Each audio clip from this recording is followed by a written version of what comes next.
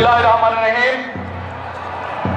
আজকের এই নির্বাচনী জনসভায় উপস্থিত ঢাকা ৯ প্রিয় এলাকাবাসী, উপস্থিত মা বোনেরা, উপস্থিত ভাইরা, আমার দলীয় সহকর্মীবৃন্দ এবং নেতৃবৃন্দ এবং আমার ধানের শীষের প্রার্থী আমার ছোট ভাই হাবিব, আসসালামু আলাইকুম। আসসালামু আলাইকুম। আসসালামু আলাইকুম। ভালো আছেন সবাই? আলহামদুলিল্লাহ।